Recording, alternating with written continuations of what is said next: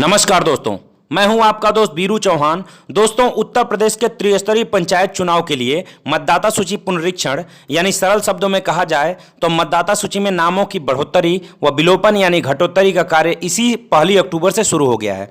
इसके साथ ही आगामी चुनाव में 18 वर्ष की उम्र पूरा करने वाले युवाओं में पहली बार वोट देने को लेकर उत्सुकता भी चरम पर है। चुनाव आयोग ने निर्देशित किया है कि बीएलओ घर घर जाकर मतदाताओं का नाम बढ़ाएंगे। ऐसे में इन युवा मतदाताओं के नाम अगर संबंधित बीएलओ की लापरवाही से न चढ़ पाए तो युवाओं को कितना बुरा लगेगा। इसलिए चुनाव आयोग ने मतदाता सूची में स्वयं नाम सम्मिलित करने के लिए ऑनलाइन प्रक्रिया भी चालू की है। बेहद आसान प्रक्रिया से आप अपना नाम वोटर लिस्ट में डाल सकते हैं। अगर बीएलओ आपके घर पर आकर मतदाता सूची में आपका नाम चढ़ाता है तो केवल एक प्रमाण पत्र आपसे लेता है और प्रक्रिया पूरी कर लेता है, लेकिन ऑनलाइन प्रक्रिया में अपने साथ कोई 2 प्रमाण पत्र रखने होंगे। हाई स्कूल का मार्कशीट या सनद जिस पर जन्मतिथि अंकित हो, दूसरा आधार कार्ड, या तीसरा खुद का मोबाइल से खिंचा हुआ हाफ फोटो भी रहना चाहिए। इन दोनों प्रमाण पत्रों का फोटो खींचकर तथा अपना फोटो खींचकर मोबाइल में पीडीएफ कन्वर्टर के माध्यम से सभी इमेजेस को आपको पीडीएफ फाइल में कन्वर्ट करके 100 केबी का करना होगा। अब आइए मैं आप सभी लोगों को बताना चाहता हूं कि कैसे होगी ऑनलाइन प्रक्रिया और कैसे आप आसानी से पीडीएफ में अपने इमेज को कन्वर्ट कर सकते हैं। आइए देखते हैं। सबसे पहले आपको राज्य चुनाव आयोग उत्तर प्रदेश के वेबसाइट पे जाना होगा, जिसका वेबसाइट यहाँ पे देखिए ऊपर कॉर्नर पे लिखा हुआ है sec.up.nic.in। और जब इसे खोलेंगे तो देखिए इस तरह से आपको स्टेट इलेक्शन कमीशन का पूरा लोगो और इसके नीचे ये त्रिस्तरीय पीले रंग से ये जो चल रहा है स्क्रॉल होते हुए कि त्रिस्तरीय पंचायत सामान्य निर्वाचन 2020 के बृहद पुनरीक्षण की अधिसूचना दिनांक 15/9/2020 को जारी।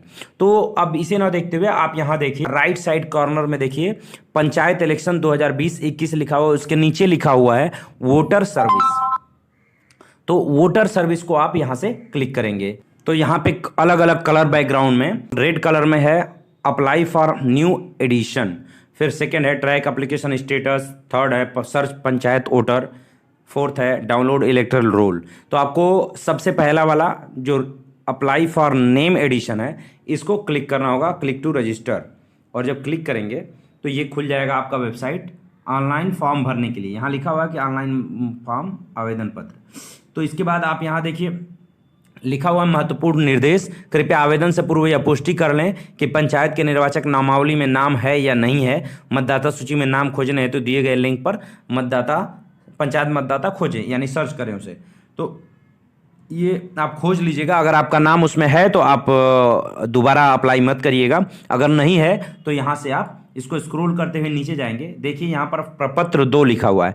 केंद्रीय चुनाव आयोग का जब वोटर लिस्ट बढ़ता है तो उसमें प्रपत्र 6 होता है यानी फॉर्म संख्या 6 होती है, लेकिन इसमें प्रपत्र 2 यानी फॉर्म संख्या 2 लगता है जो पंचायत चुनाव में इस्तेमाल होता है वोटर लिस्ट। तो इसमें आप नाम सम्मिलित करने के लिए अपना दावा करेंगे।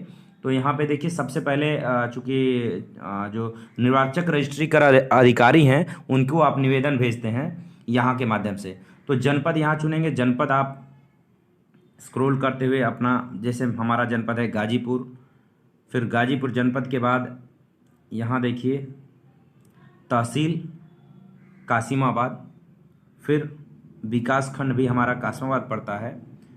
इसके बाद अब यहाँ आ जाइए, विकास खंड के बाद आपका ग्राम पंचायत चुने।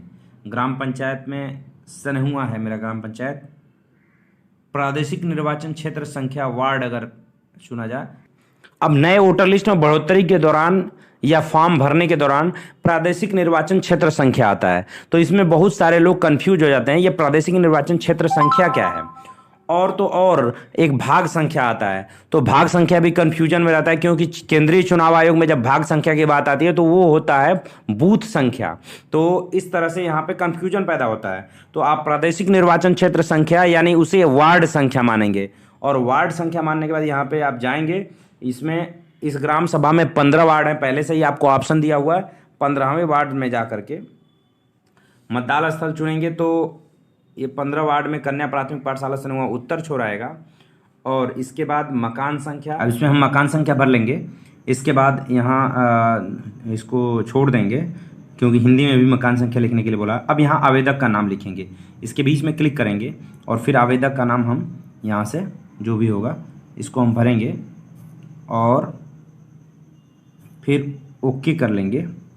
ओके करने के बाद यहाँ हम पिता का नाम भरेंगे, पिता, माता पिता या पति का नाम हिंदी में, तो इसमें भी हम जो भी भरना होगा हमको ये हम भर लेंगे और आपको नहीं दिखाएंगे।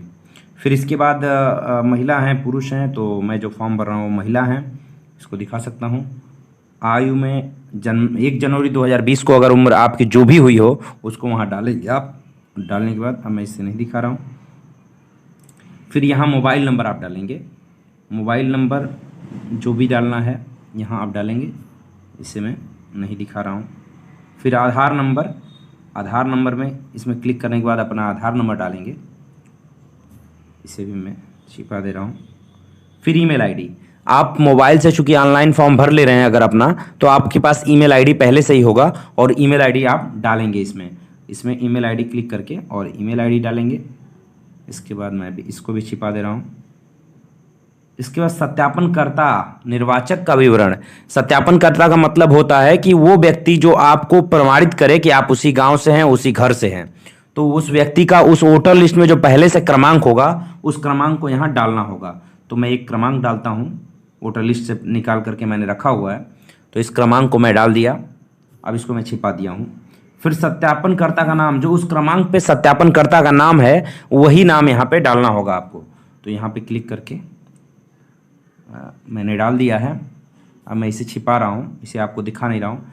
फिर उस व्यक्ति का जो प्रमाणित कर रहा है कि आप उसी ग्राम सभा से हैं, उसका प्रादेशिक निर्वाचन क्षेत्र संख्या यानी वार्ड संख्या, जिस वार्ड में है वो, अगर उस ग्राम सभा से है, वो भले ही वार्ड 1 में हो या वार्ड 2 में हो या वार्ड 15 में हो, वो किसी भी वार्ड का हो सकता है, वो व्यक्ति आपको सत्यापित कर सकता है।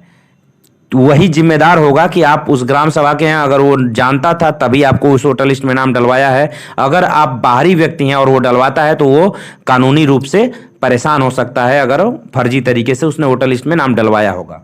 तो यहाँ प्रादेशिक निर्वाचन क्षेत्र संख्या में उसका नाम, उसका वार्ड संख्या 2 हो गया। अब यहाँ संबंधित विधानसभा क्षेत्र के निर्वाचक नामावली में अंकित विवरण, इसको छोड़ दीजिए, इसकी जरूरत नहीं पड़ेगी। फिर किसी अन्य ग्राम पंचायत में त्रुटिवश अंकित नाम का विवरण, अगर आप किसी और ग्राम सभा में आपका नाम पड़ा हुआ है और उसे आप हटवाना चाहते हैं तो उसको इसमें डाल देंगे, तो वहां से वो हट भी जाएगा और आप अपने इस ग्राम सभा में सम्मिलित हो जाएंगे। तो इस तरह से उसमें प्रादेशिक निर्वाचन क्षेत्र संख्या उसका डालना होगा, उसका मतदाता क्रमांक डालना होगा वोटर लिस्ट से। और पहले अगर आपका नाम कटा हो तो इसमें कारण डालेंगे, अन्यथा इसको छोड़ देंगे। ये जो लिखा हुआ है कि अनर्हता के कारण पूर्व निर्वाचक नामावली में नाम विलोपन का विवरण, तो ऐसा नहीं हुआ है आपके साथ, तो आप इसे छोड़ देंगे। और इसके बाद आदेश संख्या भी छोड़ देंगे, आदेश दिनांक भी छोड़ देंगे। अब यहाँ पर देखिए आपको लिखा हुआ है कि आप जितने भी आप प्रमाण संबंधित दस्तावेज देंगे वो 100 KB से ही नीचे होना चाहिए, यानी 100 KB ही मान्य होगा और केवल JPG और PDF फाइल ही मान्य होगा। तो किसी भी JPG को आप PDF फाइल में कन्वर्ट करेंगे तो उसका साइज कैसे होगा 100, उसको मैं बताऊंगा, अभी इसी वीडियो में बताऊंगा। तो सबसे पहले आप देखिए यहाँ पे चूज फाइल में ऑप्शन क्लिक करेंगे तो यहाँ पे आपको सामने दिख रहा है कैप्चर इमेज, वीडियो या फाइल्स। तो आपको फाइल्स लेना है या कैप्चर इमेज, तो डायरेक्ट कैप्चर करेंगे, लेकिन डायरेक्ट कैप्चर आप करेंगे तो उसका साइज बड़ा हो जाएगा और रिजोल्यूशन, जो रिजोल्यूशन होगा वो साइज अगर बढ़ा देगा, आपके MB में कर देगा या 100 KB से ज़्यादा कर देगा, तो ये अपलोड नहीं होगा। इसलिए आप इसमें पहले ही PDF फाइल में अपने फाइल को कन्वर्ट करके वो कम 100 KB से नीचे कर लेंगे, तो फाइल से आप खोज करके उसको डाल देंगे। फिर यहाँ बात आती है जन्मतिथि प्रमाण पत्र के लिए। अब यहाँ आइए, आपको देना है जन्म तिथि। यहाँ पे पहचान का प्रमाण, यानी आप पैन कार्ड भी दे सकते हैं, आधार कार्ड भी दे सकते हैं, या दोनों के प्रमाण के लिए आप आधार कार्ड दे सकते हैं। तो दोनों के लिए आधार कार्ड, जब आधार कार्ड क्लिक कर लेंगे तो दोनों में आधार कार्ड डाल देंगे, या एक हाई स्कूल का प्रमाण पत्र दे देंगे और एक आधार कार्ड दे देंगे। लेकिन दोनों का दोनों 100 KB से अधिक का नहीं होना चाहिए।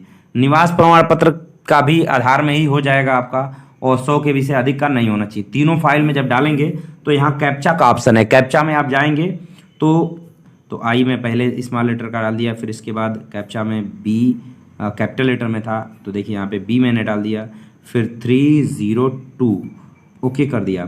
तो यहाँ मैंने कैप्चा डाल दिया। इस कैप्चा को आप देख लीजिए कि IB302 ये ऐप का कैप्चा है, उसी तरह आपको भी कैप्चा आएगा। उसके नीचे सबमिट का ऑप्शन है, उसके नीचे रीसेट का ऑप्शन है। तो जैसे ही आप सबमिट करेंगे, सबमिट के बाद आपका कुछ देर सर्च करने के बाद डन हो जाएगा और आप वोटर लिस्ट में सम्मिलित हो जाएंगे। मैं अब आपको ये बताना चाह रहा हूं कि कैसे PDF में कन्वर्ट करेंगे। आपने किसी भी फाइल को वोटर लिस्ट में नाम सम्मिलित करते समय जो आप फॉर्म भर रहे हैं, तो उसमें 3 जो डेटा आपको मांग रहा है उसमें PDF फाइल 100 KB से कम का होना चाहिए। तो उसके लिए आपको अपने इमेज को जो 300 KB, 400 KB, 1 MB, 2 MB, 5 MB तक का है, उसे 100 KB का करने के लिए आपको कन्वर्टर रखना पड़ेगा। तो इस ऐप को आप डाउनलोड करेंगे। यहाँ देखिए सारे फोटोज कन्वर्टर हैं। तो सबसे पहले जो आया हुआ है इसे देखिए कितने लोगों ने 5M 5M यानी 50 लाख लोगों ने डाउनलोड किया हुआ है। तो आप इसे ही करेंगे क्योंकि इसके रेटिंग देखिए आप 4.3 इसका रेटिंग है, तो बहुत अच्छा रेटिंग है। और इसे आप डाउनलोड करेंगे। चूंकि मैंने डाउनलोड कर रखा है इसलिए ये ओपन का ऑप्शन यहाँ पे आ रहा है, इसे ओपन करेंगे। ओपन करने के बाद अब यहाँ से आप किसी भी फाइल्स, यानी यहाँ फाइल जब सर्च करेंगे जैसे ये, और मैंने डन किया यहाँ पे, तो यहाँ पे देखिए पेज साइज लिखा हुआ है। पेज साइज में ऑप्शन जब क्लिक करते हैं आप, तो यहाँ देखिए कॉर्नर पे, राइट साइड कॉर्नर पे fit image, custom size, A4, letter, none, note, legal, ये सब ऑप्शन है। तो ये नहीं करना है आपको, आपको फिट साइज करना है, क्योंकि जिस साइज को आप लेंगे वही साइज इस पे सेट हो जाए, इसके लिए आपको फिट साइज करना होगा। और पोर्ट्रेट उसी तरह से रहेगा, लैंडस्केप नहीं रहेगा। अब यहाँ देखिए ये जो साइज इंप्रेशन कंप्रेशन है, इमेज कंप्रेशन, इसको आपको बदलना होगा। क्योंकि आपका अगर 400 इमेज का फाइल है तो 80 के कंप्रेशन पे करेंगे तो 100 KB से ज़्यादा हो जाएगा। अगर इसे आप 60 या 70 का करता हूँ, 70 का कंप्रेशन करता हूँ, तो ये आपका 100 KB से नीचे है। जैसे ही इसको हम नेक्स्ट करने के बाद ऑप्शन में आएंगे, जब ये फिट हो जाएगा तो इसके बाद पासवर्ड नहीं डालना है, ये कन्वर्ट टू PDF वाला ऑप्शन पे क्लिक कर देना है। कन्वर्ट टू PDF जैसे ही आप करेंगे तो ये आपका देखिए कन्वर्जन कंप्लीट, यानी फाइल सेव भी हो गया, कन्वर्जन कंप्लीट हो गया। अब यहाँ पे देखिए ये कन्वर्ट होकर के यहाँ आपका फाइल आ चुका है। अब इसका डिटेल देखने के लिए देखिए हम फाइल में जाएंगे, यहाँ से काट देते हैं। काटने के बाद यहाँ फाइल है, ये फाइल मैनेजर को हम क्लिक करते हैं। फाइल मैनेजर क्लिक करने के बाद डॉक्यूमेंट्स ऑप्शन को क्लिक किया हमने। अभी वो फाइल आया नहीं है, अभी आएगा कुछ देर में, कुछ सेकंड में आएगा। तो यहाँ पर देखिए FB इमेज 160 नाम से ये फाइल हमारे पास पहले से सेव था और इसका साइज देखिए 33 KB रह गया है। यानी वो लगभग 100 या 200 KB का रहा होगा, वो 33 KB रह गया। तो उसे हमें कन्वर्ट करने की आवश्यकता नहीं थी लग रहा है, लेकिन ये 33 KB यहाँ पे कन्वर्ट हो गया, साइज इसका 33 KB का दिखा रहा है। उसी तरह आपको उसका साइज चेंज करना होगा। 364 KB का है तो उसको 100 KB का करना होगा, 500 KB का है तो उसको 100 KB का करना होगा, 3 MB का है तो उसको भी 100 KB का करना होगा।